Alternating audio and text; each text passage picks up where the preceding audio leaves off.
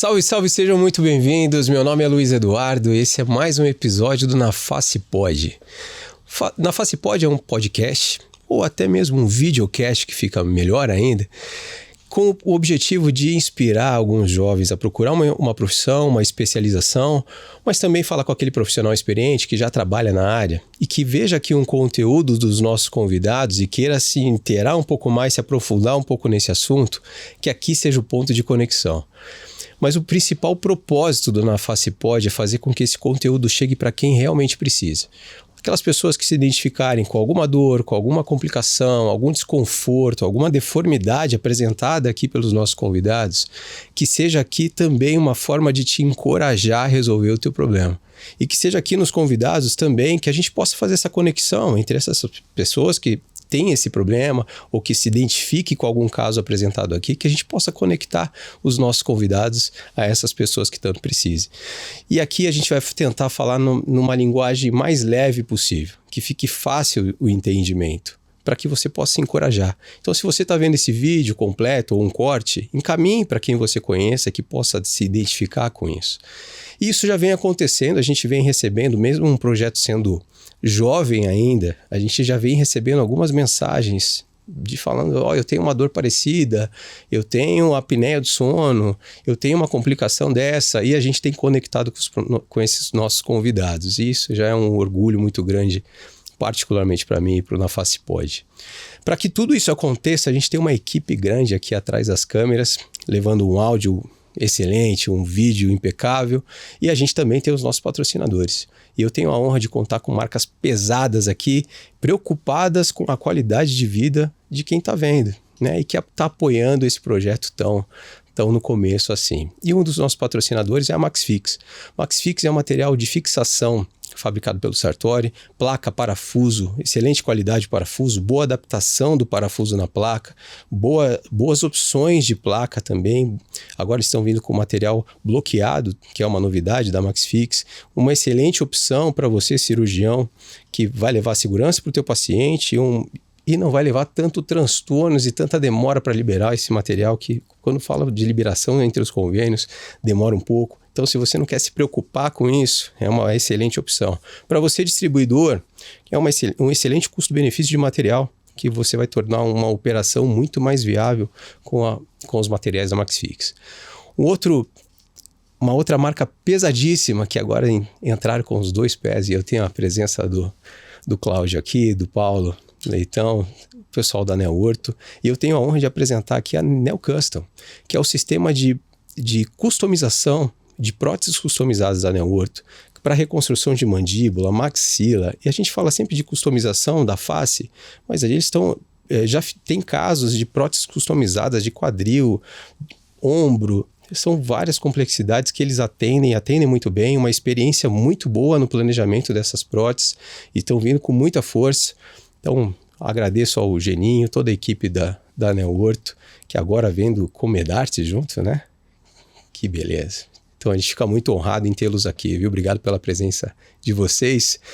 E eu não posso deixar de falar também da Ortoface, um apoiador pesadíssimo, há mais de 25 anos no mercado, com várias soluções cirúrgicas, com vários materiais para a sua cirurgia, seja para bucomaxilo, neurocirurgia, otorrino. Tem uma das melhores próteses do mundo em seu portfólio. Então a gente fica muito honrado por ter mais dessas marcas aqui conosco. E sempre se preocupando com o paciente, com a qualidade de vida das pessoas.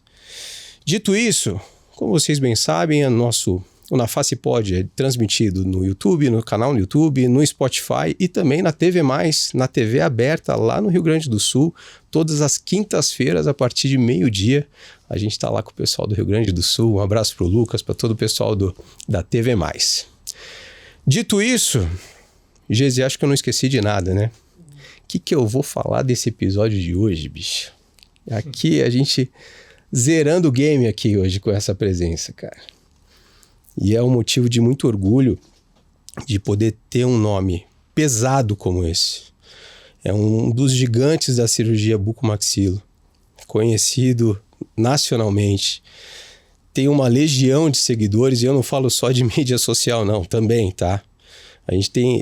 Esse é um dos cirurgiões que carrega uma legião de fãs. E Eu sou um deles. Eu tenho a honra de estar aqui com um cara que eu sou fã pelo comportamento, pela conduta, pelos resultados. E esse é Sabe, no futebol a gente fala que tem uns caras que são extraterrestres? Cristiano Ronaldo, Messi, são os ET. A gente está com o ET aqui. Vocês vão entender o porquê.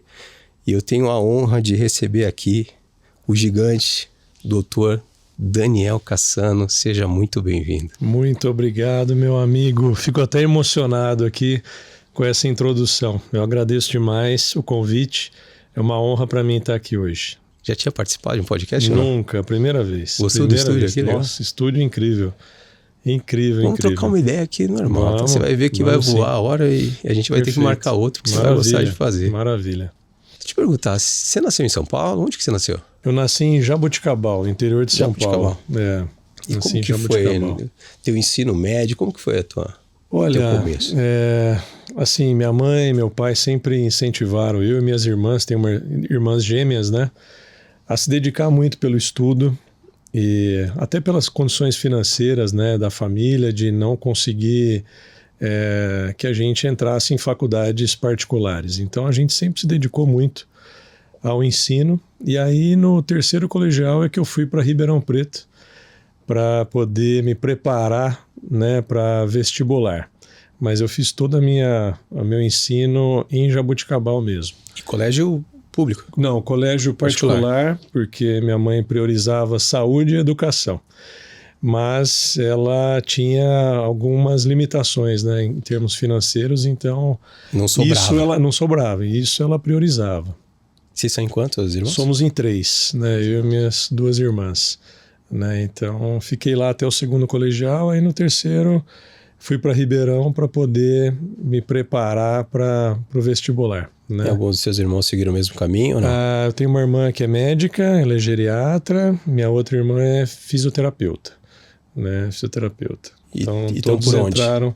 A minha irmã, que é geriatra, mora em Araraquara, que é a cidade que eu moro hoje. E a minha outra irmã mora em São Paulo, que é fisioterapeuta. E alguém ficou em Jaboticabal ou não? Não, mas eu atendo lá, faço consultório em Jaboticabal toda semana. E aí aproveito para almoçar com os meus pais. Então estou lá desde 2001 atendendo em Jaboticabal. Né? Teus amigos de infância estão lá? Eu tenho amigos de infância lá, mas muitos saíram de Jaboticabal. É uma cidade bastante pequena, mas a gente ama, né, a cidade natal, então de vez em quando a gente encontra alguns amigos de infância.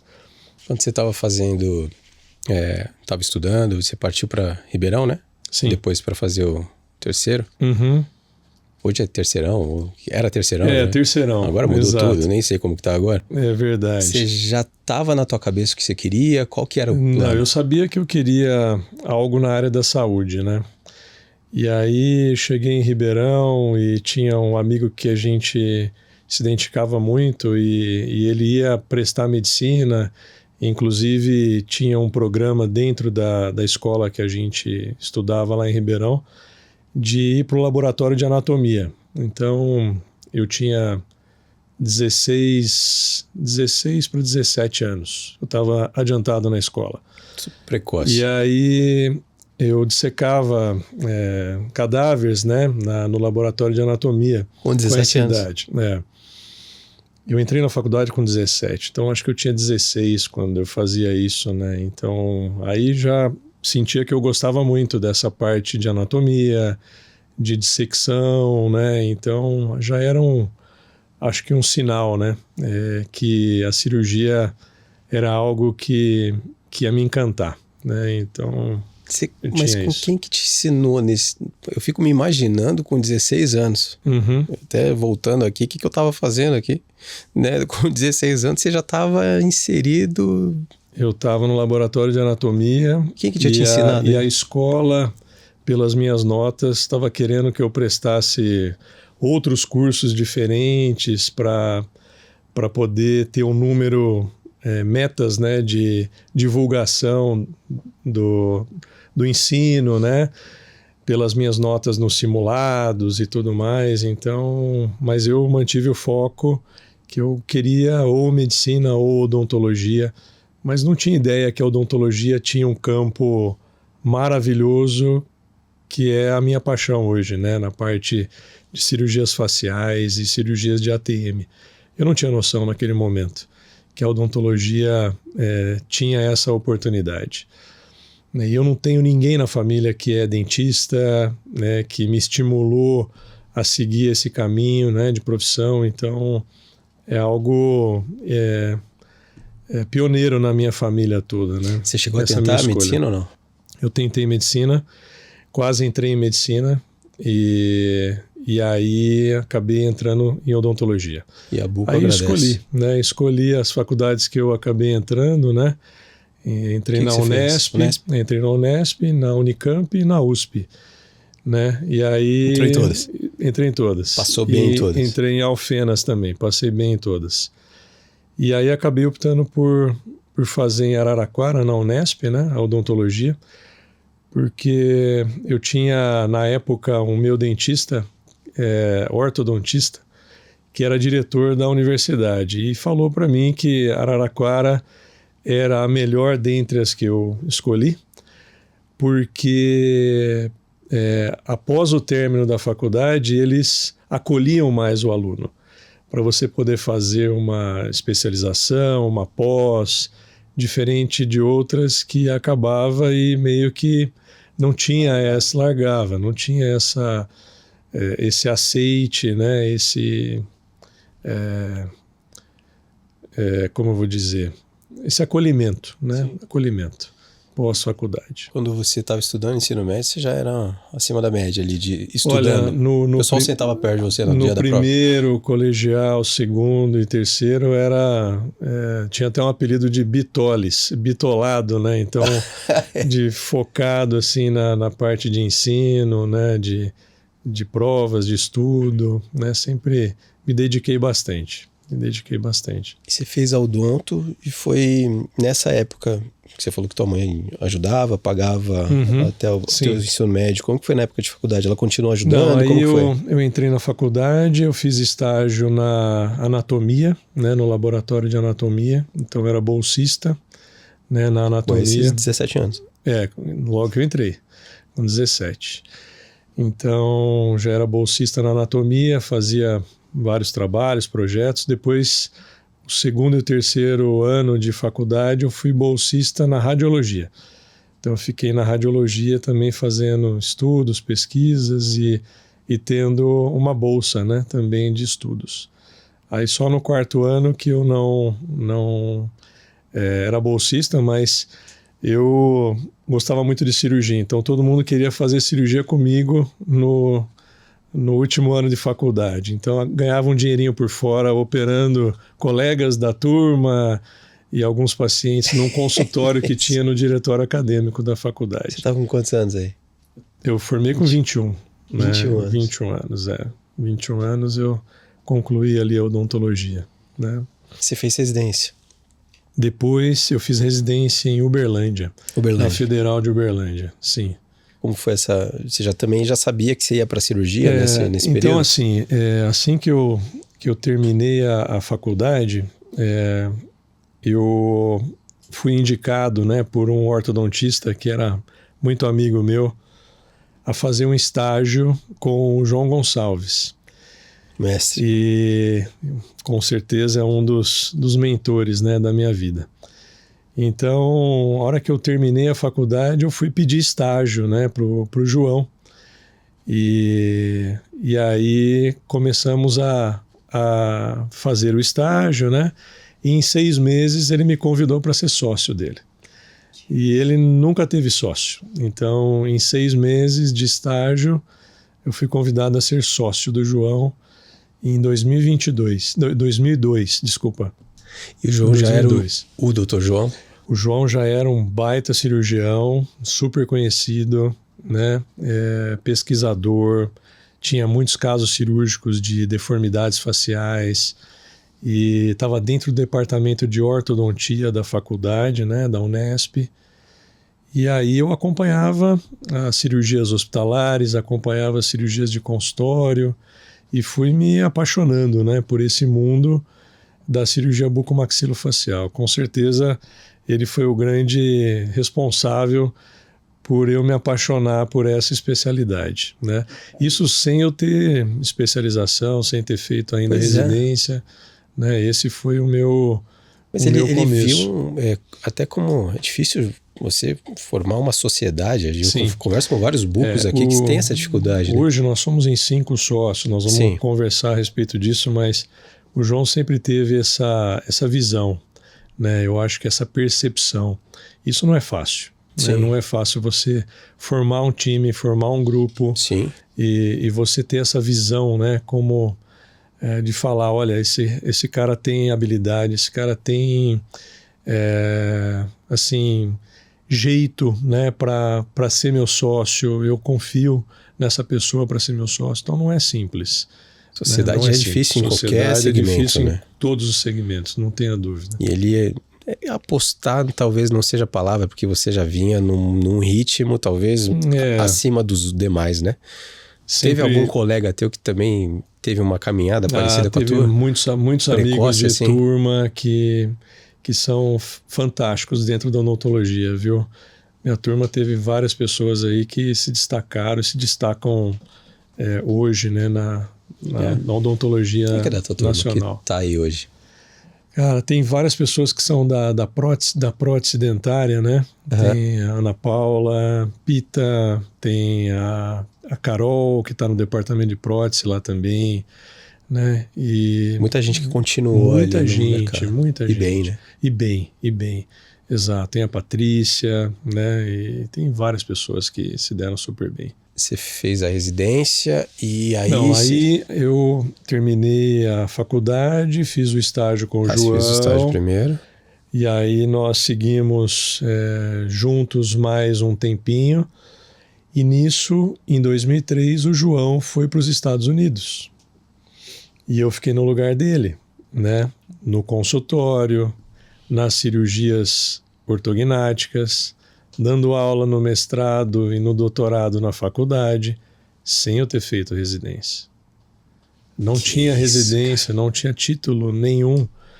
E eu fazia cirurgias ortognáticas, fazia cirurgias de implante no consultório, enquanto o João estava com o Dr. Larry Wolfer em Dallas, né? Ficou lá 1 ano e meio em Dallas e eu tocando o consultório e tocando as cirurgias, as aulas, nos cursos de especialização de ortodontia, mestrado. E aí o João voltou, né? E quando ele voltou de Dallas, aí sim eu fui fazer minha residência. Aí eu fiz minha residência em Uberlândia, só que eu ficava uma parte em Uberlândia e uma parte em Araraquara, né? Em Araraquara. E aí assim que eu concluí minha residência, depois de 2 anos, eu fui para os Estados Unidos e fui ficar com o Dr. Larry Wolfer também. Fez o mesmo caminho do Dr. João. Fiz o mesmo caminho dele. E aí fiquei lá. Deixa eu entender, até nesse período antes da residência que você estava... A gente está falando de uma cirurgia ortognática para quem muita gente não sabe, né? Para a gente soa tão natural, né?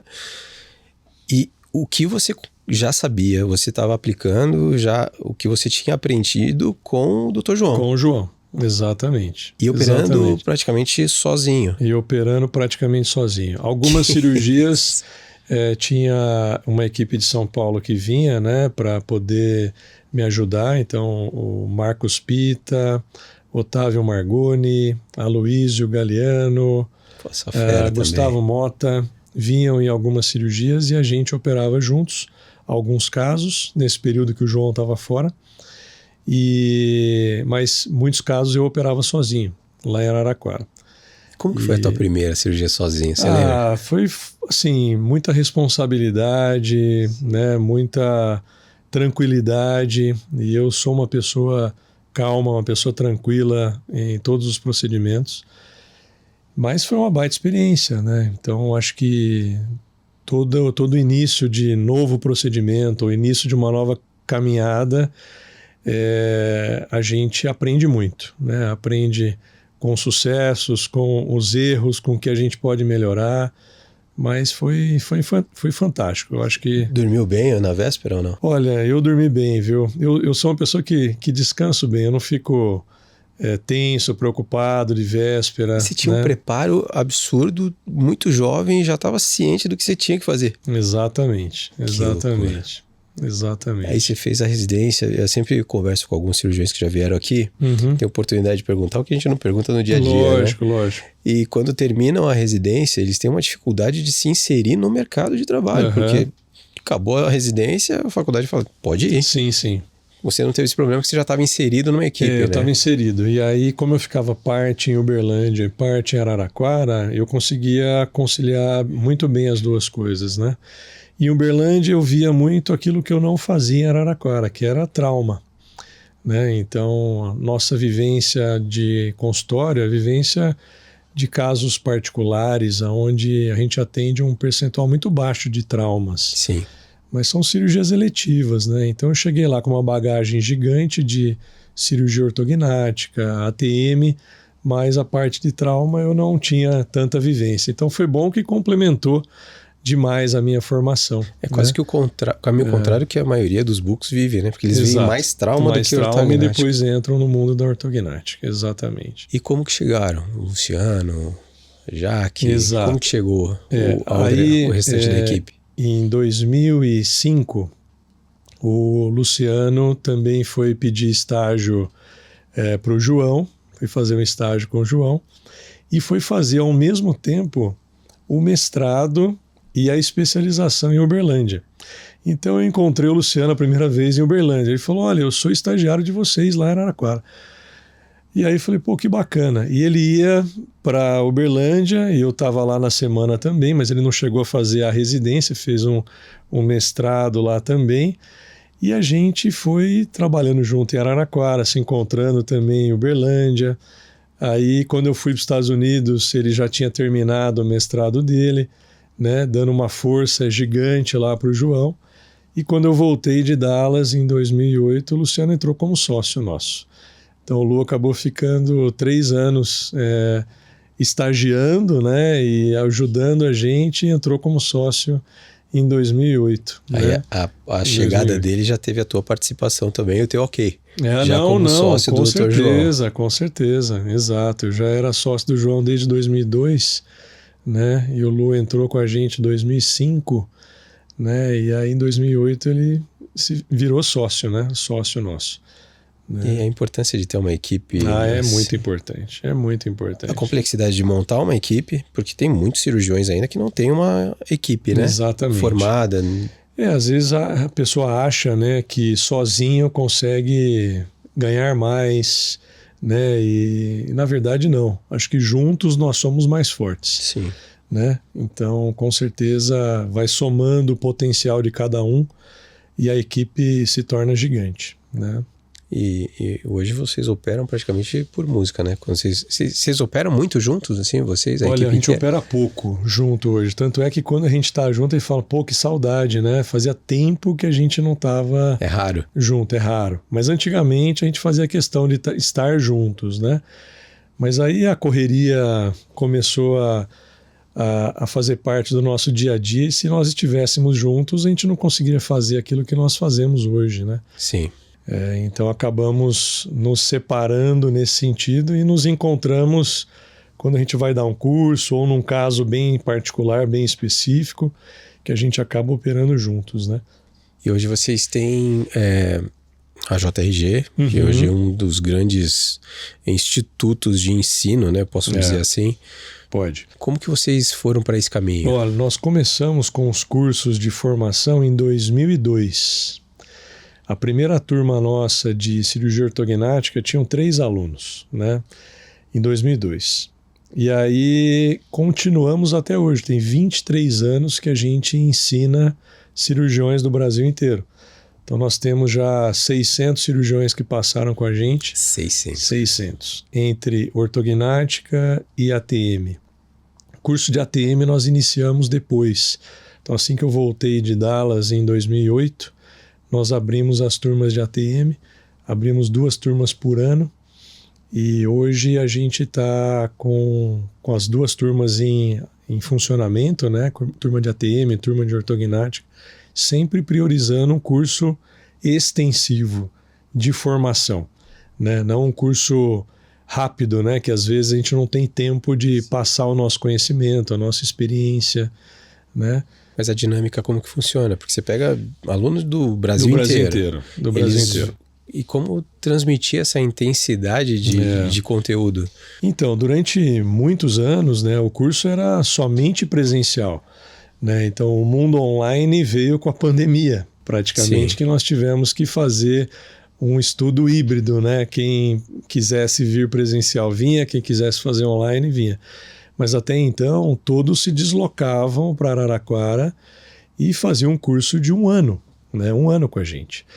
Então, era 1 semana por mês, né, que o aluno ficava com a gente durante 1 ano para terminar o curso de ortognática. O curso de ATM já era mês sim, mês não, mas 1 semana por mês também os alunos vinham e ficavam com a gente para ter aulas teóricas, aulas práticas, operar pacientes, né? Então, foi assim até a época da pandemia. Vocês foram um dos primeiros nesse formato? Eu acredito que nós fomos os pioneiros nesse ensino de formação, com certeza, não tenha dúvida. Formaram muita gente grande. Muita gente grande. E que a gente pega depoimentos e o pessoal fala, olha, vocês foram divisores de água na minha profissão, na minha vida. Então, assim, eu era uma pessoa antes de conhecer vocês e agora eu sou outra pessoa completamente diferente. Então, esse tipo de depoimento é constante e isso nos motiva a continuar passando o nosso conhecimento, a nossa experiência, né, com a cirurgia ortognática, a cirurgia de ATM. Você foi hoje por um caminho, eu falei aqui na introdução e a gente conversou sobre isso ontem, que a gente jantou junto, e sobre o teu tamanho na especialidade. Eu até perguntei, você tem noção do teu tamanho? Você falou, não, e nem quero. O que te torna ainda maior, com uma humildade absurda, né? Isso também no nosso negócio, assim, é admirável, porque é a raridade, né? Obrigado. Você não tinha noção do que você estava construindo? Não. E do tamanho que você se tornaria? Não. Qual era o teu sonho de criança, assim? Olha, na verdade, eu não tinha um sonho, assim. Eu curti muito a minha infância, demais, assim, numa cidade pequena, com liberdade. Nem pensava nisso. Você escolheu um caminho hoje, talvez não escolheu, mas te escolheram de alguma forma, que hoje você é um dos formadores de opinião, um dos grandes especialistas em cirurgia da ATM. Talvez um dos maiores do Brasil, né? Forma muita gente, salva muita gente, eu tô falando de paciente, salva muito paciente, salva muito cirurgião, né? E você já tinha uma visão, você veio dos Estados Unidos com essa bagagem de ATM, para olhar para a ATM? Exato. Até eu ir para os Estados Unidos, assim, a gente não fazia uma quantidade grande de cirurgias de ATM. Fazíamos algumas, mas o conhecimento que a gente passa hoje e a experiência de ATM que nós temos, eu acredito que começou mesmo depois que eu voltei de Dallas em 2008. Que aí a gente começou a aplicar todo aquele conhecimento que veio do Dr. Larry Wolfer, né, que é a maior sumidade de cirurgia de ATM do mundo, né? Sim. E com certeza ali que a gente começou a crescer e se tornar referência mesmo em cirurgia de ATM aqui no Brasil. Nos Estados Unidos já acontecia essas cirurgias? Já acontecia, mas assim, muito por conta do Dr. Larry Wolfer, né? Porque muitos cirurgiões americanos famosos não olham para ATM, não fazem diagnóstico de ATM, né? Acham que a cirurgia de ATM não é necessária, né? Muitos. Então, Ainda hoje. Mesmo na Sociedade Americana de Cirurgiões de ATM, que tem várias entidades de tratamentos diferentes, né? Desde clínicos de dor, né? Quem faz uma artrocentese, quem faz uma artroscopia ou cirurgia aberta. E tem muitos cirurgiões que não fazem absolutamente nada, que acham que a ATM se adapta, né? E que não há necessidade. Mas tem muita gente. Aqui no Brasil também. Aqui no Brasil e lá fora tem muita gente que não olha muito para a ATM, né? E esses pacientes, até vocês começarem a operar, porque lá atrás os problemas continuavam, mas os pacientes ficavam por ali. Exato. essa demanda já existia, né? Já Porque existia. os problemas não são novos. Exatamente. Mas você já tinha um olhar, assim, até um potencial de crescimento da especialidade? Você chegou a pensar nisso ou não? A gente olhava com uma visão crítica, né? Por que será que esse caso recidivou? Por que será que esse caso não ficou tão bom? E começava a entender que muitas vezes era por conta da falha de não enxergar o problema articular como a causa do problema da deformidade. Você está falando da ortognática. Da ortognática em si, sem olhar para a TM, né? Sem olhar para a TM. Você tinha complicações na sua cirurgia Imagina que você tem um paciente com o queixo muito para trás, né? Qual que é a causa da mandíbula dele estar para trás? Muitas vezes é por conta de um problema articular degenerativo. Então, um problema degenerativo leva a uma perda de volume condilar e a mandíbula recua. E o plano oclusal muda e a maloclusão acontece. Então, operar um paciente como esse, ignorando o problema articular, é contar com a sorte. Vão ter casos onde a ATM vai se adaptar e o paciente vai ter uma estabilidade, mas vão ter casos que você vai operar e o paciente vai ter uma recidiva. E aí você joga a bomba no colo do ortodontista. E o orto vai ter que sambar para poder conseguir encaixar os dentes. E aí demora um tempão até acomodar a articulação, né? Então a gente começava a enxergar esses problemas e não entendia como tratar isso. E o Dr. Lério Wolff já há muitos anos, desde 92, fazia as ancoragens do disco articular com a âncora Mytec, publicando artigos, né? Então já temos 33 anos de estudo dessa abordagem articular de reposicionar o disco e dar estabilidade para a cirurgia. Então acho que quando nós fomos lá, que é aí que nós entendemos, né? Realmente o porquê de tudo isso, né? Você acha que vejo tem muitas pessoas, eu falo pelos meus amigos, cara é classe 2, tem o queixão lá para trás e muitas roncar absurdo, tem uma baita apneia do sono e às vezes nem sabe que isso resolve com cirurgia ortognática. Exatamente. Né? É muito comum pra gente, mas tem muitas pessoas, né? E muitas pessoas com medo da cirurgia, achando que a cirurgia de hoje é aquela lá de trás. Você acha que essa falta de olhar para a articulação também contribuiu para esse preconceito, para achar que a ortognática não resolveria na totalidade essas deformidades? Com certeza, não tenha dúvida disso. E a gente tem que lembrar, né, que, por exemplo, como eu falei, um problema articular leva a uma retrusão mandibular, que automaticamente leva a um estreitamento do espaço respiratório e os pacientes terem apneias obstrutivas do sono. E uma coisa importante, tem pacientes que chegam para a cirurgia e falam: doutor, mas eu não tenho dor na ATM, por que eu vou ter que operar a ATM? Às vezes o problema ele é silencioso. Então 25 a 30% dos pacientes que têm problemas intra-articulares não têm dor. E não é a dor que justifica ou que indica se o caso é cirúrgico ou não. É a proteção da cabeça da mandíbula para você poder fazer uma cirurgia ortognática e ter estabilidade do seu tratamento. E isso só com o exame de imagem? Só com o exame de imagem. Então, a gente assume como protocolo, né, de imagem ter uma ressonância nuclear magnética, né, para você realmente diagnosticar se essa ATM ela é saudável, onde você pode fazer somente a cirurgia ortognática, ou se essa ATM ela é patológica. Se ela for patológica, né, com o movimento cirúrgico que nós vamos fazer, a tendência é no pós-cirúrgico os pacientes começarem a ter problemas articulares e começarem a ter sintomas que antes não tinham. Então eu não tinha dor, passei a ter dor, eu não tinha estalido, passei a ter estalido, né? Minha mordida estava certinha, e depois de alguns meses minha mordida começou a mudar. Então, depois da cirurgia. Por conta de uma recidiva, de uma reabsorção da articulação, por não olhar para a ATM, né? Isso nós estamos falando das patologias degenerativas, porque tem as patologias de crescimento. Então, as hiperplasias condilares, os tumores, que são os osteocondromas, que são os pacientes classe 3, que tem a mandíbula lá na frente. Sim. Esses pacientes podem ter ainda crescimentos condilares que não encerraram, no crescimento pubertário e continuar até os 30, 35 anos.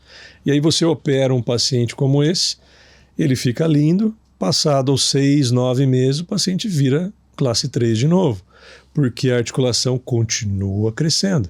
Então você vai ter que associar sobreposições tomográficas, associar um PET scan ou um SPECT, que seria uma cintilografia óssea, para ver se a articulação está crescendo nesses pacientes classe 3.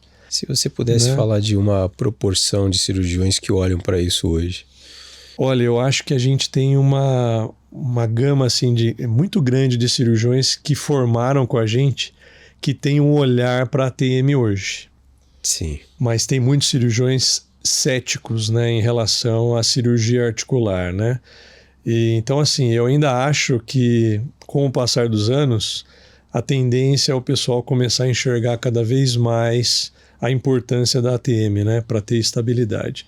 Mas em percentual, eu acho que 25% dos cirurgiões devem olhar para as ATMs do jeito que a gente olha, sem sobreindicar, né? Sim. Isso é importante deixar claro. Tem muita gente sobreindicando, né, procedimentos, né? Que é gravíssimo também. Que é gravíssimo, exatamente. Se a gente falar desses cirurgiões, agora a gente falou muito do lado da visão do cirurgião, né? Se a gente falar para o paciente, que ele falou, até você comentou que muitas vezes é silencioso isso, Sim. né? Tem alguma, porque a parte cirúrgica da ATM, ela não vem da noite pro dia, né? Exato. Ela evolui. O que você poderia falar pro paciente, até para ele ficar atento a alguns sinais para não deixar isso complicar ainda mais?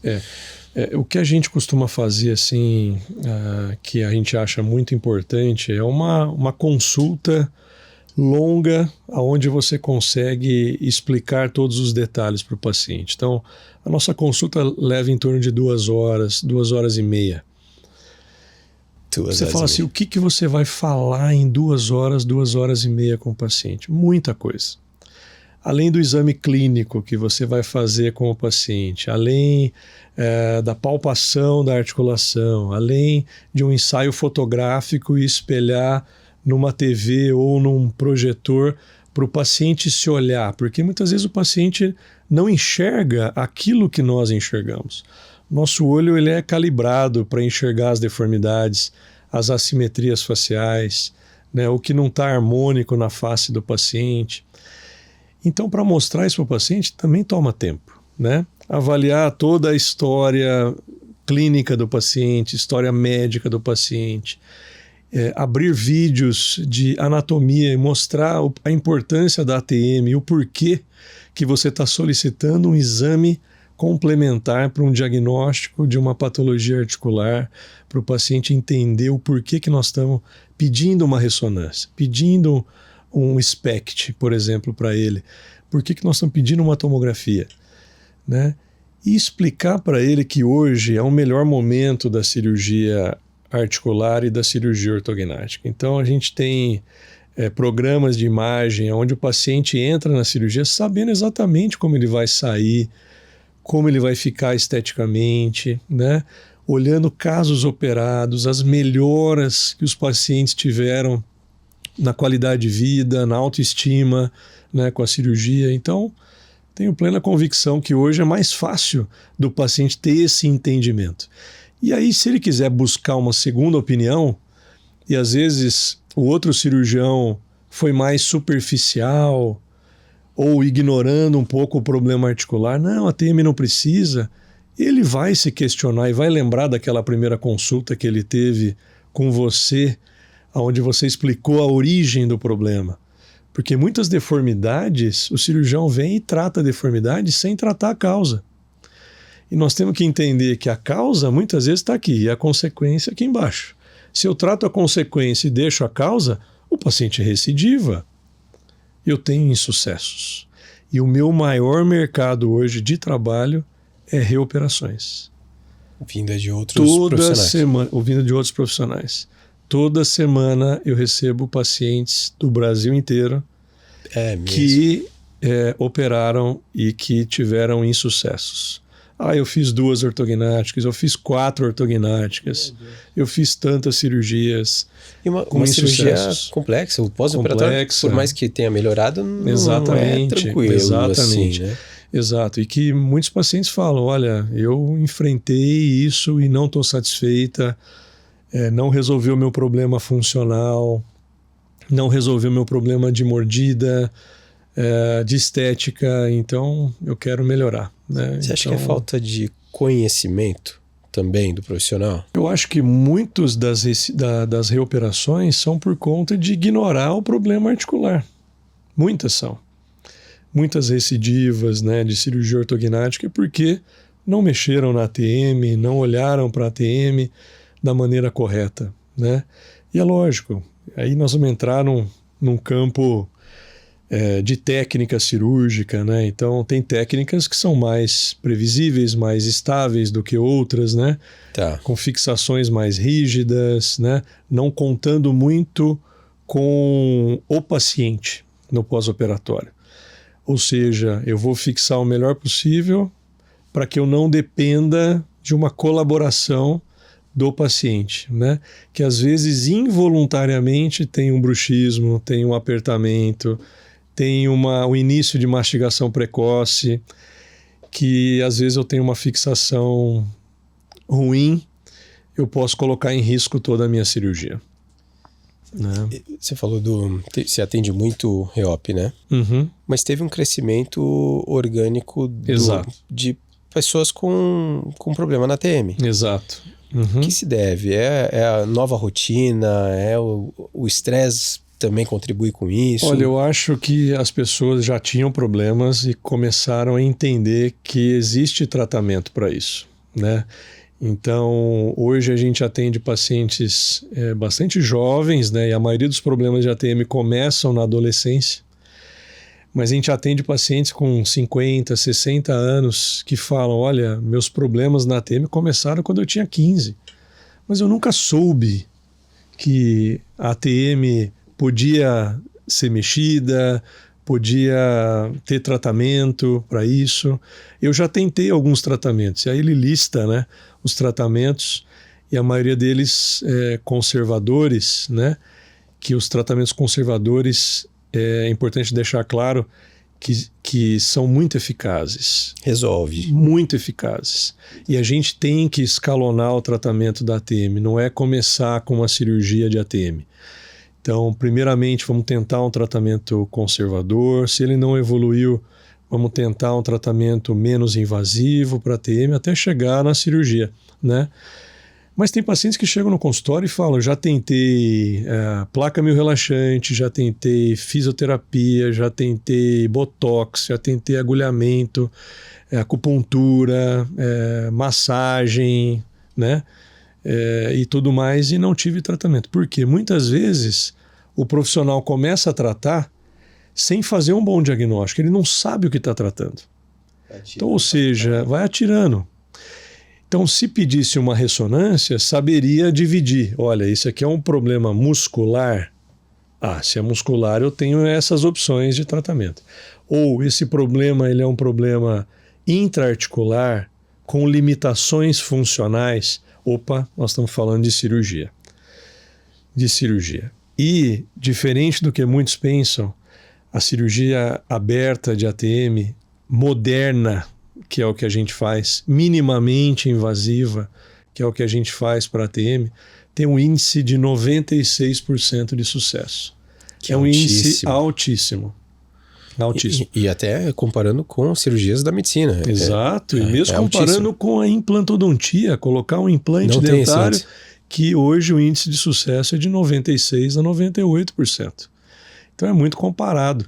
É lógico que vai depender de uma série de fatores, se o paciente tem problemas sistêmicos, além do problema local na ATM, interfere, do tempo de problema que o paciente tem. Então, se é recente, se é um problema agudo, o tratamento é muito mais eficaz, o prognóstico é muito melhor do que um problema crônico, né, que o paciente já tem há muito tempo, onde o disco articular ele vai se degenerando ao longo do tempo. Tudo que não usa atrofia, então o disco começa a atrofiar, a se degenerar mais, a articulação também. Então, se você pega um caso jovem, né, então o prognóstico é maravilhoso.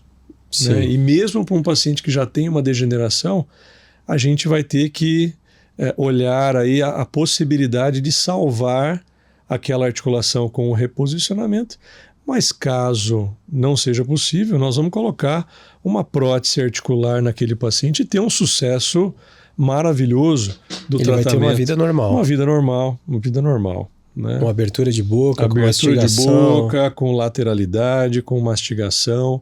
Né? Então, o Dr. Larry Wolfer, que é a referência de prótese de ATM, né, no mundo, ele tem pacientes tratados há 35 anos, desde o início da prótese customizada, né, da TMJ Concepts, ele tem pacientes com esse follow-up. Inclusive, o título da palestra dele agora na Sociedade Latino-Americana em junho vai ser sobre os 35 anos desses pacientes tratados. Então não é um artigo qualquer que ele vai apresentar. Anos. Ele vai apresentar 35 anos, mas mais de 100 pacientes com 35 anos de prótese de ATM e com autoestima lá em cima, com qualidade de vida, com função perfeita, né, a longo prazo. E pacientes com grandes deformidades, né? E que operaram uma vez só e não teve mais nenhuma uma vez abordagem. Só e não precisaram trocar as próteses articulares nem nada nesse período todo, né? Você viaja o Brasil inteiro, muito. Exato. Operando com vários cirurgiões. Exato. Até uma coisa que a gente estava conversando ontem também, né? Converso com alguns cirurgiões aqui e todos têm as suas manias, né? De centro cirúrgico. Eu quero operar só com determinado material, com determinada equipe de enfermeiros, circulantes, sempre no mesmo hospital, sempre com os mesmos materiais. E você viaja o Brasil inteiro operando com muitos cirurgiões. Sim. Hoje fica muito claro aqui também como que você construiu isso, porque você tem muitos alunos e que provavelmente te acionam, né? Sim. Ou mesmo aqueles que não foram seus alunos, sabem de você e quer você na cirurgia. E você opera sem... Muitas vezes você não conhece o hospital que você está indo. Exatamente. Como que é isso, cara? Então, em 2009, eu comecei a viajar para operar para vários colegas pelo Brasil. Então já tem uma jornada longa. Então, o primeiro local que eu fui foi para Pato Branco. Então, cheguei aí 4 vezes por ano para Pato Branco durante 3 anos seguidos, para poder operar as ortognáticas, as ATMs. E não tinha aeroporto também? Não tinha aeroporto. Desci em Chapecó, subia aquela serra lá enorme até chegar em Pato Branco, 2 horas mais ou menos de deslocamento. Operava e voltava para casa. Levava... Oi? Andreoni que estava lá? Com o Marco Andreoni, exato. Me chamava, então fui para lá sequencialmente durante 3 anos, né? Depois, o Marco tá voando baixo, fazendo cirurgia direto, e um caso ou outro mais complexo, ele me chama e eu falo, bom, eu vou, mas tem que fazer um churrasco, né? Se fizer um churrasco aí fica melhor. E aí eu comecei a viajar para esses cirurgiões que começaram a falar assim, olha, eu fiz o curso com vocês, tive uma formação fantástica, mas eu ainda não me sinto seguro, tranquilo para poder operar os meus casos. Então tem locais que você vai 1, 2, 3 vezes e tem locais que eu vou desde que o aluno terminou o curso, porque ele fala, cara, você é minha equipe. E eu ter você junto comigo é o melhor resultado que eu posso entregar para o meu paciente. Que luxo, eu sei. Né? É um luxo. Então, mas eu tô junto, assim, entro de cabeça, né? Como se o caso fosse realmente meu, né? Para todos os lugares que eu viajo. E os lugares que eu vou com mais frequência, o cirurgião já adquire todo o material e eu não preciso levar muita coisa de Araraquara. Mas tem muitos locais que o pessoal fala, ó, Daniel, vem preparado para a guerra, ou seja, não tem nada. traz tudo que você puder. E aí eu viajo com malas e malas de caixas de instrumental e outros itens necessários aí para o planejamento, para a execução. E lá atrás, em 2009, quando eu comecei a viajar, eu tinha que ir um dia antes atender o paciente, fazer moldagem, montar no articulador, operar o gesso, confeccionar o guia manualmente. Não tinha planejamento. Não tinha planejamento virtual, né? Isso é recente, agora, né? É recente vamos falar aí 10 anos para cá, nem isso, 8 anos para cá, né?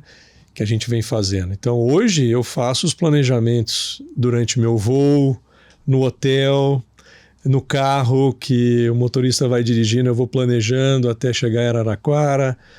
E então eu levo os guias, os gabaritos todos prontos, então facilitou muito, senão eu tinha que passar finais de semana no consultório, cortando gesso, montando articulador, fazendo guia, para poder operar esses pacientes, né? E de estrutura você deve ver de tudo. De estrutura de tudo. Você vai para locais onde você está no primeiro mundo e vai para locais onde você fala para o cirurgião, cara, nunca mais nós vamos operar aqui, porque você não pode nem ameaçar, pensar que pode acontecer algum problema, senão atrai, né, durante a cirurgia. Não, e que pode acontecer, que pode né? acontecer.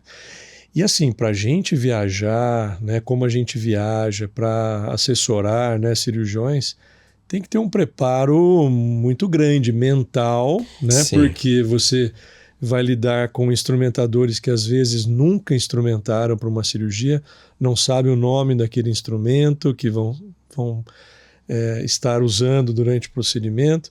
O anestesista que às vezes não sabe anestesiar para bucomaxilo. O cirurgião que está ali mais querendo assistir do que auxiliar, porque é um aprendizado também. Então, você tem que ter uma tranquilidade, uma força mental ali na hora para poder fazer e entregar o melhor resultado, né, possível. Então, a gente encontra de tudo, né? A gente acompanha.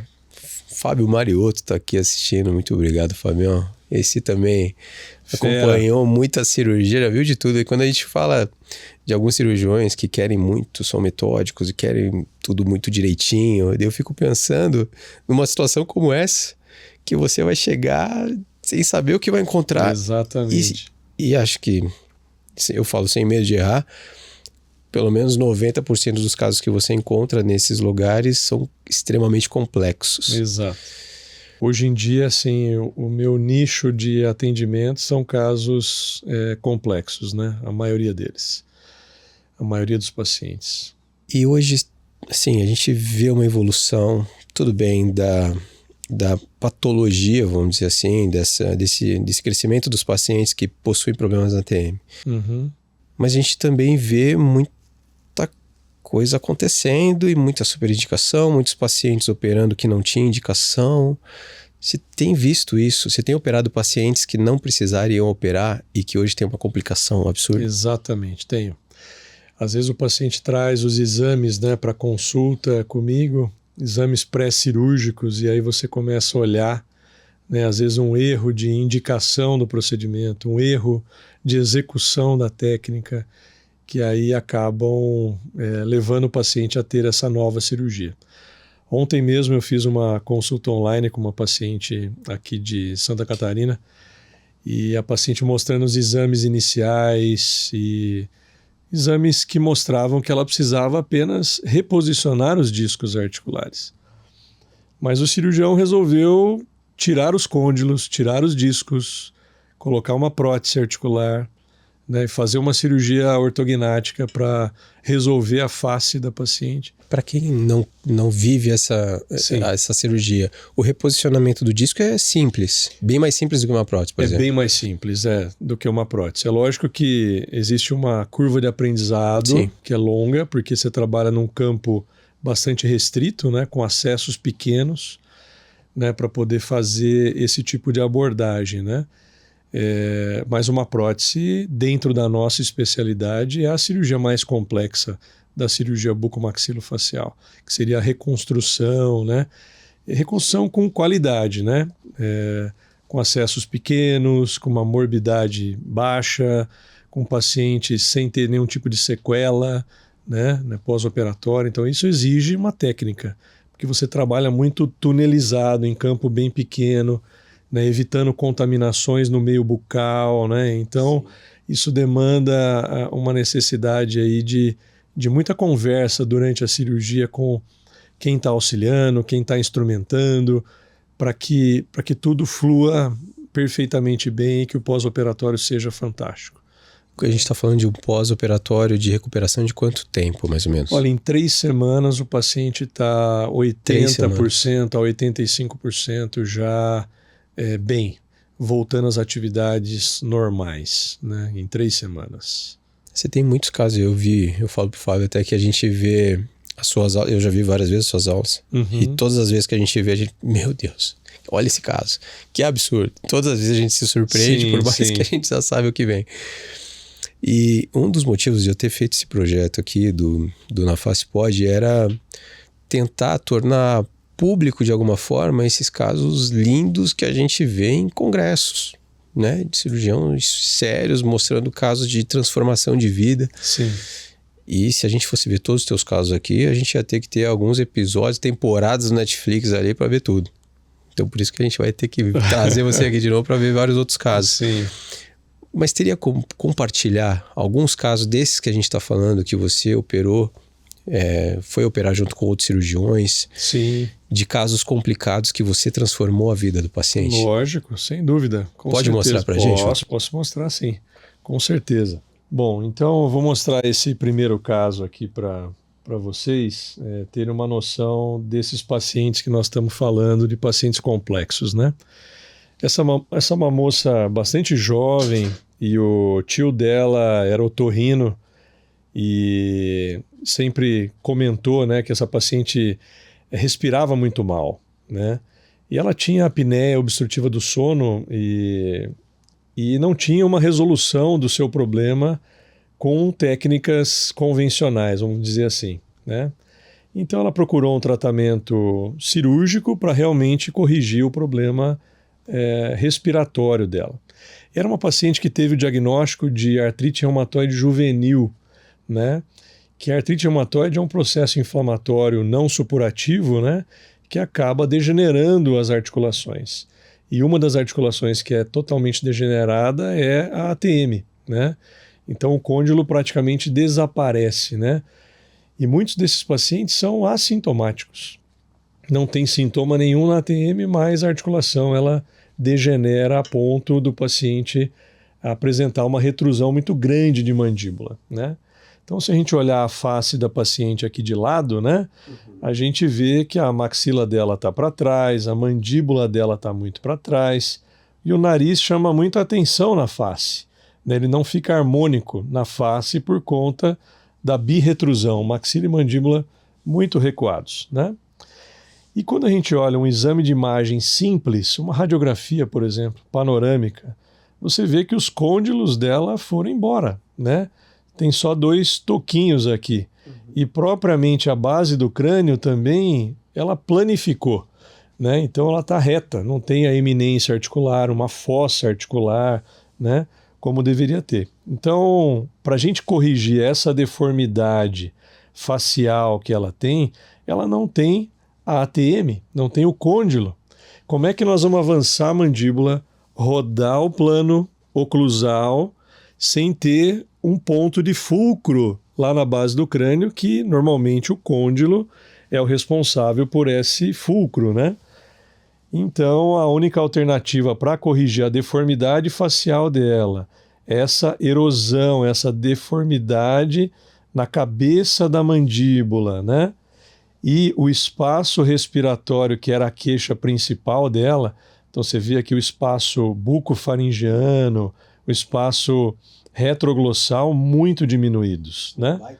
Uma baita apneia, né? Uma baita apneia. Quanto mais a mandíbula vai para trás, a língua também vai para trás, e aí você tem um estreitamento gigante, que uma parede da faringe encosta na outra e o paciente não respira.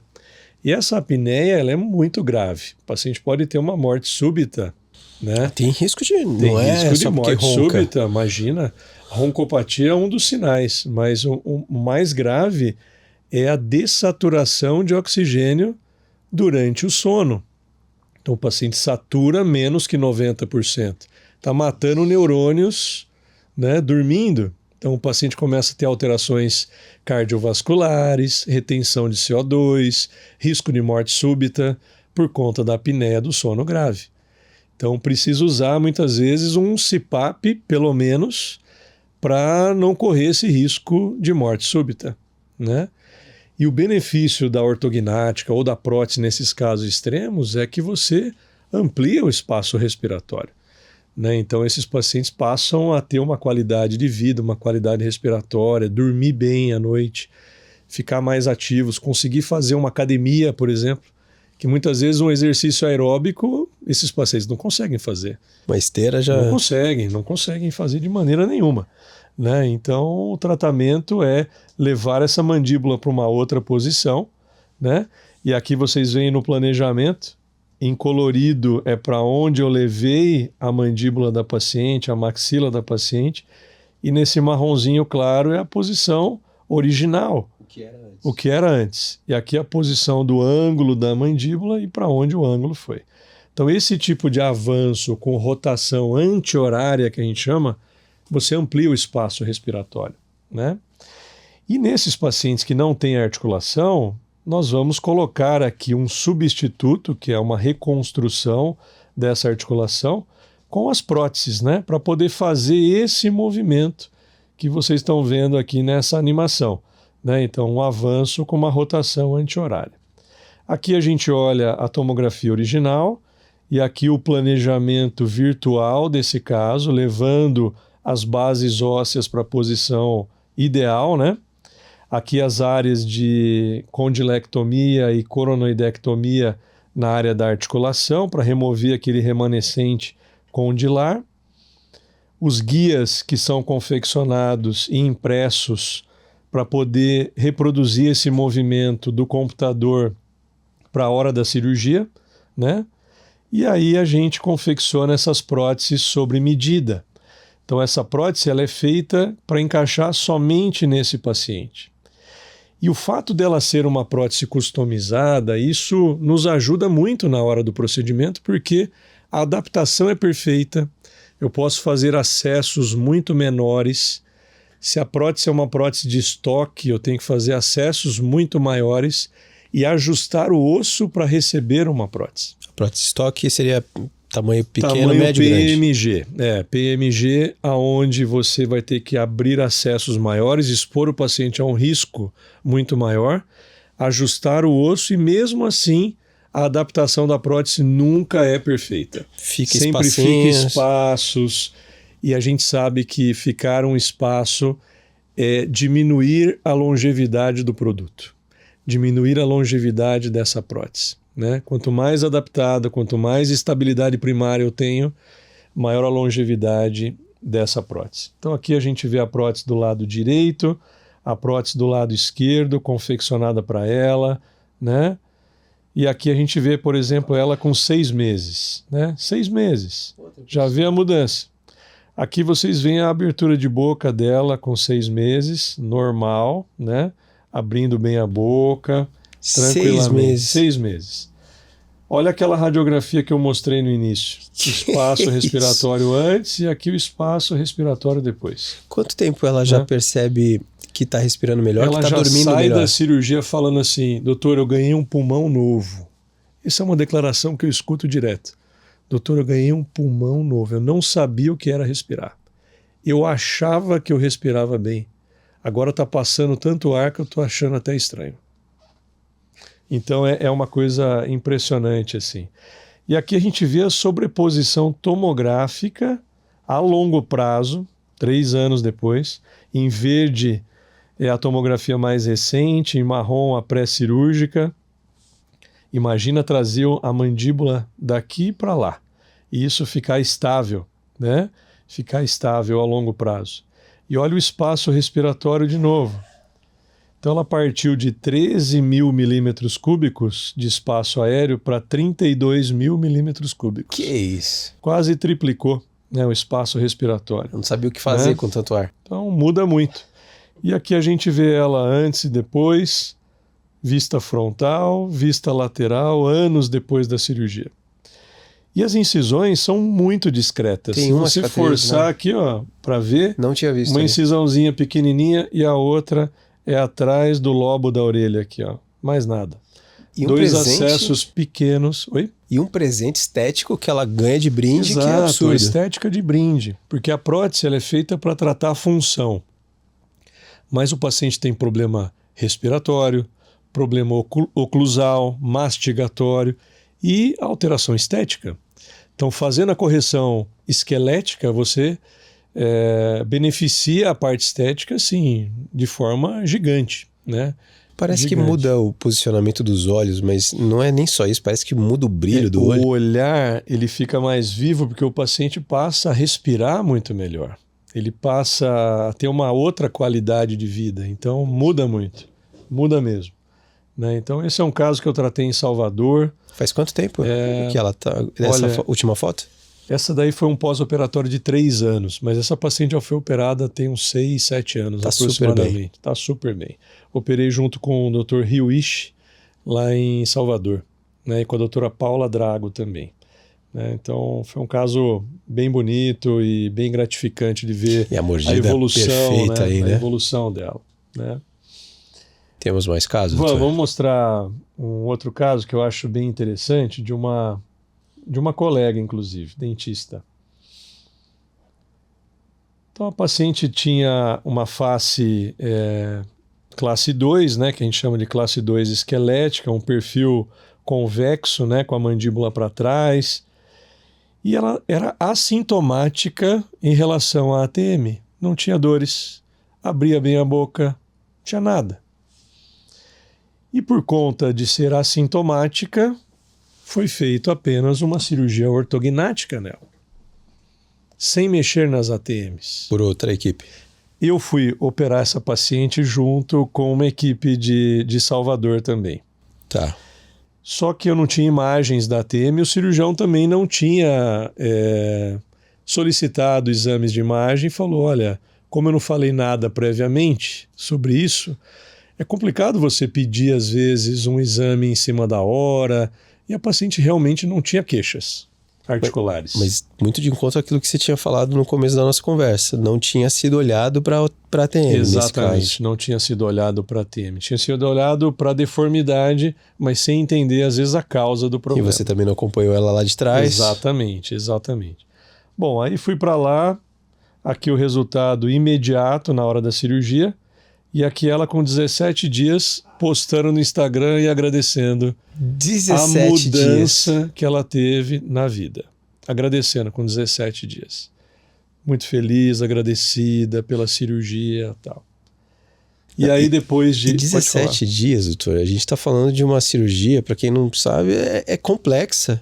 É uma cirurgia que mexe na maxila, longa. Na mandíbula, no mento. Falando de quantas horas de cirurgias? 3 horas e meia a 4 horas e meia, aí dependendo foi só prótese, do movimento. Né? Esse aqui foi só ortognática. Aqui só foi só ortognática. Só ortognática. Só ortognática. Bom, passado alguns meses, a paciente começou a ter uma degeneração nas articulações.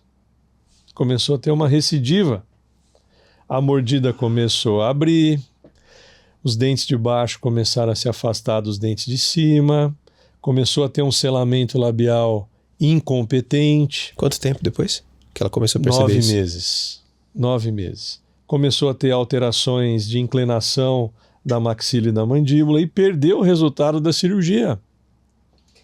Aí foi tentado o reposicionamento de disco para ver se parava o processo degenerativo, mas não parou o processo degenerativo.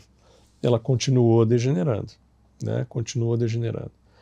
Bom, aí essa paciente procurou uma outra equipe para uma segunda opinião e aí foi dado o diagnóstico que ela precisaria de uma prótese articular.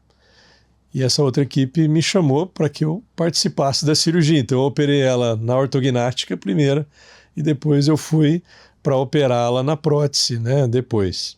E a paciente estava contente da minha presença lá, porque sabia da minha experiência com próteses articulares, né? Então vocês veem a degeneração articular severa, né, bilateral que ela apresentava. E aí fizemos o planejamento virtual, tentamos olhar se na ressonância tinha alguma condição de reposicionar o disco, mas sem chances, né, pela degeneração que nós temos na articulação. E aí fizemos o planejamento virtual focado na reconstrução total das ATMs com as próteses, né? Então aqui mostrando aí o planejamento virtual, aqui as próteses feitas para ela sobre medida, né? Lado direito, lado esquerdo. Aqui o acompanhamento tomográfico que a gente sempre faz, né, para esses pacientes. Aqui a longo prazo, mostrando a correção daquela assimetria, daquela torção da mandíbula que ela tinha, né? Melhoramos mais ainda o espaço respiratório, né, de 12.000 para 21.000 milímetros cúbicos. Era uma das queixas, né, dela ou não? Ela começou a ter queixa depois, porque ela estava perdendo o resultado da ortognática e voltando a ter queixas respiratórias novamente. Porque na ortognática ela ampliou, depois começou a recidivar, piorou a parte respiratória de novo, né? E aqui ela, né, dentista, tratada e reabilitada. Que isso? Né, com prótese articular bilateral, paciente jovem, né, super bonita, né, e agora sim com uma estabilidade, né, do tratamento, estabilidade na mordida, como a gente pode ver nesse resultado, né. Paciente super bonita. Sim. Tem um receio por parte dos cirurgiões de quando com você olha... certeza, porque assim, se você pega um paciente com uma deformidade grande, fica fácil olhar e resolver. O bom vira ótimo. Sim. Mas num paciente bonito, né, como esse, fazer acessos, né, pensar nas cicatrizes, no risco do nervo facial. Então, muitos cirurgiões ou declinam no tratamento ou fazem tendo complicações muito, muito importantes. Porque lógico que as intercorrências, elas estão aí, né? Atreladas, sabe, né? Sim. Mas essa é uma paciente extremamente bonita, uma dentista, tá com autoestima, já estava, né? Porque logo depois da ortognática ela já estava tirando foto de perfil. Exatamente. E qualquer passo errado você pode afundar a paciente no psicológico. Com certeza, né? Não tenha dúvida. Não tenha dúvida, não tenha dúvida. Então a gente lida muito com pacientes assim, com grandes transformações, né? Então aqui também eu fiz prótese, ó, de ATM, né, do lado direito, fiz a sagital do lado esquerdo, mento, maxila, mudando completamente, né, o padrão facial, o padrão respiratório. Também mais uma paciente bonita, Sim. né, bonita, né, de meia idade e com queixas funcionais gigantes, né, como ela tinha na articulação. E tendo uma melhora respiratória também, ó, gigante, de 9.000 para 21.000 milímetros cúbicos, né? E o tratamento dela foi uma prótese apenas unilateral, que isso também pode acontecer, né? É possível. É possível, não preciso fazer prótese bilateral em todos os casos, só se realmente tiver necessidade. Então dela foi só lado direito, né? Há uma chance de evoluir para uma cirurgia para o outro lado? 15% vira bilateral. 15%? 15%. Esse é o número dos estudos, né, que mostram. Então não valeria sacrificar um lado bom. Não valeria sacrificar o lado bom. Exato. É lógico que você vai olhar o planejamento virtual, se está gerando um torque muito grande na outra articulação, que aí você acaba tendo um risco a mais, né, por conta desse movimento, né, de torção da mandíbula, de correção da deformidade. Aí você pode até considerar de fazer o outro lado, porque a gente sabe que aquilo vai dar problema. Mas na maioria das vezes é só um lado e vai estabiliza bem, né, sem nenhum problema. E falando em paciente bonito também, né, tem pacientes que a gente acompanha por um tempo longo, e essa aqui eu fiz em Joinville, né? com o Dr. Gabriel e também com o Dr. Gil, né?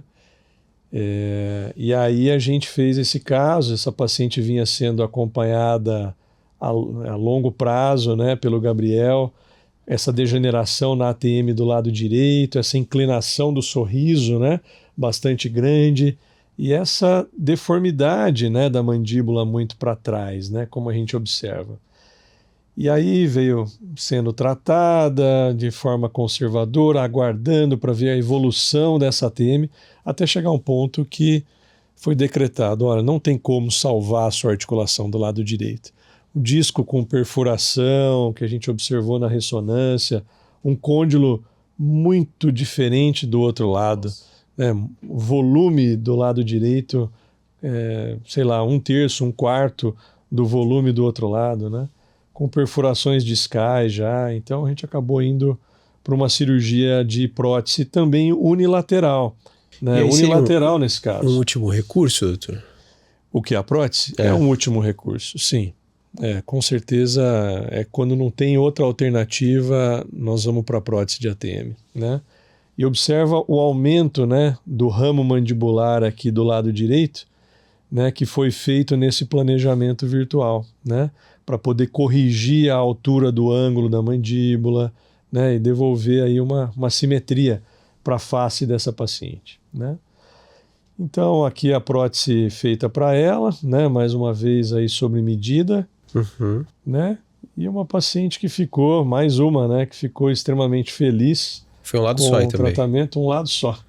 Foi eleita aí princesa, Caramba. né? E se olhar ela aqui de perfil, né? A gente vê que bonito, cara, a face dela.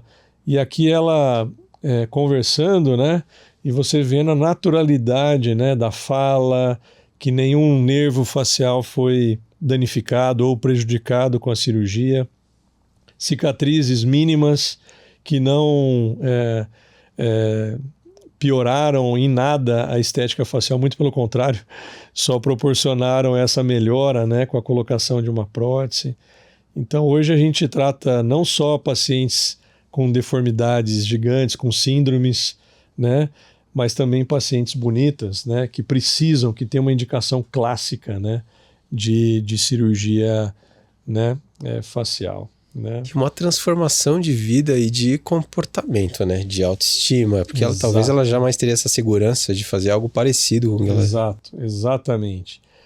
E o que, como eu falei no início, né, eu tenho feito muito hoje, né, são reoperações, né? Então, pacientes que já fizeram 3 cirurgias ortognáticas e os côndilos desapareceram, né? Sumiram completamente, como esse caso aqui, né, onde a gente vai precisar fazer um planejamento, né, bastante complexo, com próteses extensas, né, próteses longas, para poder corrigir aquela deformidade. Então, você olhar aqui a posição da onde estava o mento e para onde ele foi, nós estamos falando de um avanço de 4 centímetros, né, de mandíbula, com uma rotação grande do plano oclusal, né, então isso só é possível quando você tem... Não tem placa que chegue ali. Não tem placa que chegue, não tem estabilidade lá em cima. Então nós estamos colocando essas próteses longas, ó, né? Lado direito, lado esquerdo, e numa vista frontal, ó, são próteses estendidas, né, que a gente faz.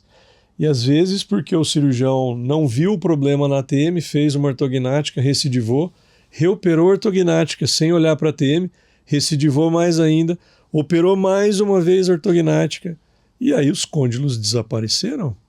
E aí você precisa colocar uma prótese para corrigir essa deformidade facial, né? A tua cirurgia foi a quarta. A quarta. E tecido mole nisso? O tecido mole vai atrofiando, né? Junto com o osso que vai diminuindo, o tecido mole vai atrofiando. Você vai abrir, você tem que fechar, né? Na hora que você abre, você tem que ver se aquele planejamento que você executou no computador, ele é exequível depois na hora da cirurgia. Que esse é um outro ponto extremamente importante, é o planejamento. Porque o computador aceita tudo, mas Sim. Você reproduzir o que você fez no computador lá na hora exige técnica, exige conhecimento da anatomia para você soltar a musculatura que está atrófica e levar o osso para aquela posição que você levou no programa. E o software, ele te dá essa previsibilidade de tecido mole? Ou... Tecido mole não. Os algoritmos de tecido mole não são fiéis. Mas a gente mostra, ajusta, né, o tecido mole para poder tornar aquilo visualmente bom para o paciente, né, visualizar e tudo mais. Mas a nossa análise da face inicial, ela é soberana, né? A você só ficar olhando o tecido mole do programa para definir aonde você vai parar a mandíbula, onde você vai parar a maxila daquele paciente, né? Sim. Então, casos assim a gente tem tratado muito, né, para poder colocar as próteses, e logo que você termina a cirurgia, o paciente estava assim, ele já está com uma posição de mandíbula diferente. É lógico, para colocar próteses tão longas, o acesso é um pouco diferente, mas a gente esconde dentro das rugas de expressão facial de forma que o paciente não enxerga depois esse tipo de problema. E imagina a mudança, né, daqui para cá, né? Nós estamos falando de 4 centímetros, né, de movimentação cirúrgica. Muita coisa. Né? Então é muita coisa. O espaço aéreo, mais uma vez, amplia drasticamente, né? Nossa, drasticamente. Muito. E a gente muda o padrão, né, de face do paciente, né? Aí a barba ajudou também na cicatriz ali? Não, ajuda. Mas assim, a cicatriz é mínima, né? Nada. Perto do benefício Absurdo. do procedimento cirúrgico, né, que a gente tem. Né? Então, passaria horas contando eu ficaria horas vendo, né, aqui de casos e casos aí que a gente faz. Esse caso aqui eu fiz junto com o Júlio Evangelista e o Pedro Danin, lá em Brasília. Brasília. A gente ficaria horas vendo aqui. E hoje você operou agora há pouco, né? O dia inteiro. Sim, operando. Foi. Também veio de São Paulo para cá para operar também um caso complicado, complexo, Exatamente. Uma estrutura de hospital muito boa. Boa, né? Muito boa. E o que até, para não tomar mais seu tempo, você deve estar cansado também, o que você poderia falar num cenário que a gente está vivendo hoje de super indicações? A gente fala para muitos residentes, a gente fala para muitos estudantes, né, que muitas vezes eles vão crescendo, pode se espelhar depende do espelho, né, vai aprender coisas, um caminho que talvez não seja o correto. E o que você poderia falar para quem está começando agora, para ter esse olhar, né? Porque a gente sabe que tem meios de estudos, e eu vou falar sobre isso também, mas o que você poderia, até para já preparar esse jovem que está indo para o mercado? Bom, a primeira coisa que eu acho importante é assim, eu acho que eu tenho muita coisa para aprender. Se eu chegar a um ponto da minha vida que eu falo assim, eu já sei tudo, eu tenho todo o conhecimento, eu acho que é um momento que nunca vai chegar, porque cada dia que passa a gente quer aprender mais, a gente quer ouvir coisas, ouvir de pessoas experientes, coisas que você pode questionar ou pode pensar além da caixa, fora da caixa, vamos falar assim. Então o que eu vejo muito é que os jovens hoje, eles terminam uma faculdade ou uma residência tendo uma visão só daquele serviço que eles participaram, que eles vivenciaram, e achando que aquilo é o correto ou que só existe aquilo.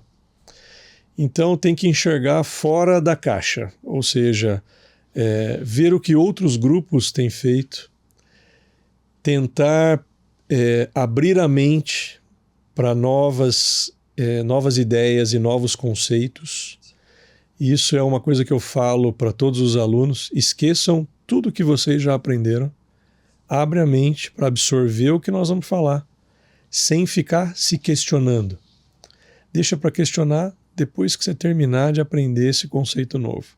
Porque se você for cético no aprendizado ou no ensino, você não absorve ideias novas, né?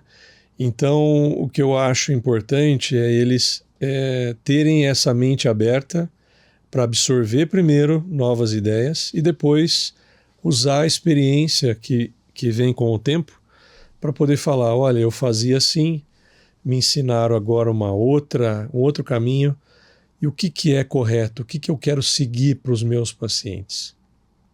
Não que a verdade é só a minha técnica que funciona, mas eu estou mostrando o que eu faço e o porquê eu faço. E isso a gente ensina muito no curso, né? Olha, eu já fiz dessa forma, não funcionou, então eu faço assim hoje, porque tem funcionado com os meus pacientes, né? Então, acho que ter paciência para poder entender que a curva ela é longa, que a gente já não sai fazendo o nosso melhor tratamento, a melhor técnica de cara, isso leva tempo. Tem muita gente que acha que só de assistir uma cirurgia já tem condições de poder executar a cirurgia da mesma maneira que ele acabou de assistir. O pessoal está arrojado nesse nível? Muito arrojado, muito arrojado. Então, assim, olha, se eu pudesse elencar detalhes, né, é uma cirurgia que tem detalhes do começo ao fim. A cirurgia de ATM, a cirurgia ortognática, a prótese de ATM. Tem muitos passos para você chegar no sucesso absoluto, né? E tem que estar junto, presente em muitas cirurgias, vivenciando as cirurgias para poder aprender os macetes, né? Que a cirurgia tem, né? Para poder ter um resultado de qualidade. Isso é né? tempo. Isso é tempo. São horas de voo, né? Então ninguém sai pilotando um avião, né, bem sem ter horas de voo, sem estar com um parceiro do lado que tem mais experiência do que você para te ensinar. Cada voo você vai aprendendo uma coisa nova, cada cirurgia você vai aprendendo um macete novo para ir ficando mais rápido, mais preciso, né, e tendo mais sucesso, né? A gente falou aqui da tua equipe, da JRG, que tem a seleção brasileira, tá ali ensinando vários alunos, formando vários cirurgiões, até reciclando alguns cirurgiões, porque não? Tem muita gente experiente que vai fazer. Exatamente. E a gente vai colocar aqui nas descrições, aqui, Gesiel, depois você me ajuda nisso, pra gente colocar o contato. Mas como que o cirurgião pode entrar em contato com a JRG? Vocês têm mais até modelos de cursos, ele procura por vocês, como que ele pode fazer? Ele pode fazer de várias maneiras, né? Todos os sócios, né, da JRG têm suas redes sociais, onde ele pode mandar uma mensagem interessado em cursos. A própria rede social da JRG Face, né, ele pode estar mandando uma mensagem diretamente, ou no site, né, ou ligando na JRG Ensino também, né, para poder ter informações sobre esses modelos de curso. Então hoje nós temos praticamente 3 modelos de curso. Um deles um curso de ATM extensivo, um curso de ortognática extensivo, né, de formação, e temos os cursos rápidos, que a gente chama de mini residência. A mini residência, ele vai ter aula online de técnica cirúrgica, mostrando vídeos, detalhes. Aí vai ter o Cadaver Lab, onde ele vai executar todas as técnicas de ATM, desde reposicionamento de disco, condilectomia alta, condilectomia baixa e instalação da prótese no cadáver, e cirurgias presenciais em pacientes, onde ele opera os pacientes. Então, essa é a mini residência. O curso de formação tem tudo isso que nós falamos agora e mais toda a bagagem teórica de diagnóstico, de imagens, né? Mais tempo para a gente poder falar sobre complicações, sobre indicações, né? E pontuar muito mais coisas, né? Literatura, que no curso de mini residência não tem, né? Não tem ali.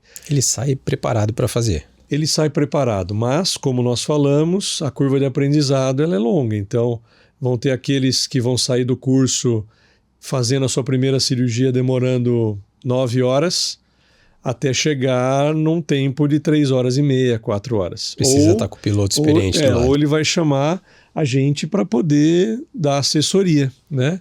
E hoje eu faço 130 voos por ano, né? Trabalho em 19 estados do Brasil, operando pacientes para vários cirurgiões. Cirurgiões experientes, né? E cirurgiões que estão começando, que têm o bom senso de falar, olha, eu ainda não estou apto a operar sozinho, eu quero estar mais algumas cirurgias com alguém mais experiente para eu poder tocar o caso sozinho e tudo mais. Né? Isso então, é uma grandiosidade. Eu sei que lida muito, cirurgiões têm muito ego, né? Isso é uma grandiosidade de falar que eu não estou preparado. A gente está falando com um gigante aqui que falou, não, eu não aprendi tudo.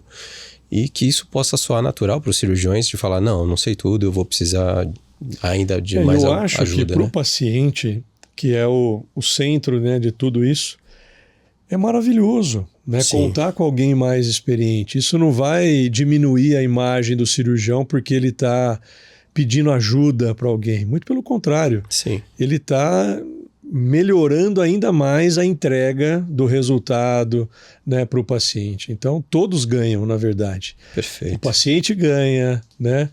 O cirurgião que me chamou ganha, eu ganho, né, de estar ajudando o caso, né? E a cada caso que você vai, você aprende também. Aprende. Né? Muita gente pensa que é o contrário. Né? Eu estou perdendo de chamar alguém. Muito pelo contrário, você está ganhando muito. Todos ganham, né, com isso. Né? Todos ganham. Que baita aula, eu não tinha dúvida que não ia ser diferente disso. A gente falou ontem e você falou assim, quando eu falo quando eu brinco, né? Tem alguns ETs e para fazer o que vocês fazem, mesmo as cirurgias mais básicas, mas fazer a complexidade da cirurgia que você pega de vez em quando para ajudar um cirurgião, para ensinar o cirurgião, tem que ter uma luz diferente e a gente percebe isso no dia a dia, conversando com você informalmente. Você mesmo falou ontem que quando você coloca teu gorro e tua máscara, parece que você coloca a capa de um super-herói, né? Exatamente, exatamente. E a gente vê, a gente conversa com o bucomaxilo em todos os lugares, e a gente vê que como você é visto por eles também assim, né?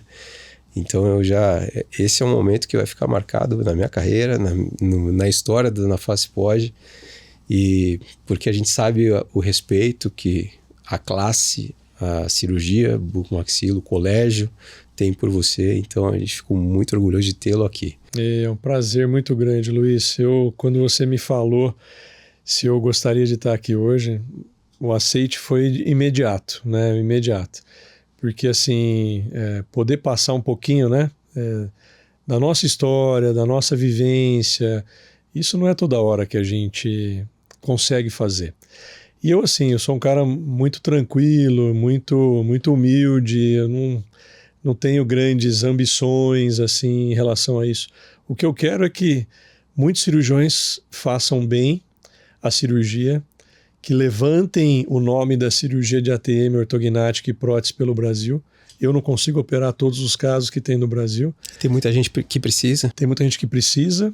E a boa técnica é aquela onde as pessoas conseguem reproduzir.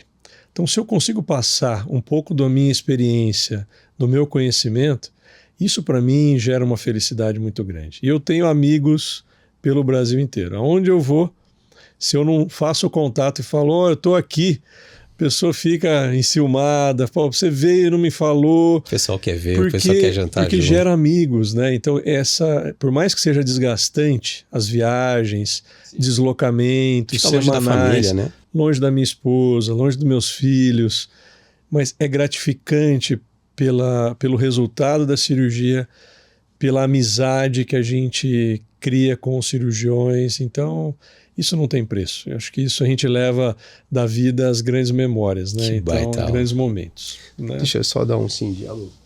E muito obrigado. Só um de agradecimento aqui. Muito obrigado, meu amigo. Sem palavras para te agradecer. Obrigado, viu? Obrigado mesmo. E até dar um recado para cirurgiões já experientes, pessoal que está começando ou saindo da residência agora. Né? Vai estar aqui na descrição todo o contato da Vive lá, da JRG. Sim. Que a gente fala sempre, né, Fabião? E para você ter uma experiência como essa. E a gente já teve a oportunidade, a gente tem o privilégio de acompanhá-los e já ver o curso de perto. E a gente está falando de uma prótese como essa, de uma cirurgia como essa, tem, me corrija se eu estiver errado, algo em torno de 56 passos do começo ao fim. Sim. Acho que era mais ou menos 51? 60 passos. E que eles não escondem nada. Não escondem. Então você tem uma experiência absurda de ter um treinamento como esse, uma consultoria com essa equipe, seja com o Dr. Cassano, seja com o Dr. João, que está ali também junto com a equipe, o Dr. Luciano, enfim, que eu espero ter um dia tê-los aqui. Com certeza. Mas que você vai ter uma experiência impecável, sair pronto de lá e pelo menos com um caminho que você vai estar com os melhores aqui. Dr. Cassano, mais uma vez, muito obrigado por ter participado. Eu que agradeço, meu amigo. Sem palavras, vai ser muito rico isso para muitas pessoas, para muitos cirurgiões, e vai estar com as portas abertas sempre aqui. Maravilha. Muito obrigado. Muito obrigado. Obrigado mesmo. Agradeço mais uma vez a MaxFix, a Neo Custom, Ortoface, que são nossos patrocinadores, porque sem eles nada disso estaria acontecendo e essa informação não chegaria com tanta qualidade para as pessoas que precisam. Veja o conteúdo completo no YouTube, no nosso canal no Spotify e também o pessoal da TV Mais lá aí no Rio Grande do Sul. Um abraço para todo mundo do Rio Grande do Sul. Todas as quintas-feiras, meio-dia, em algum momento você vai ver o Dr. Cassano por aí. Muito obrigado mais uma vez. Obrigado, Paulo, Cláudio, Fabião. Obrigado, Geis. Obrigado, Patrick e toda a equipe aqui atrás das câmeras. Fiquem bem, fiquem em paz e até o próximo episódio. Até mais.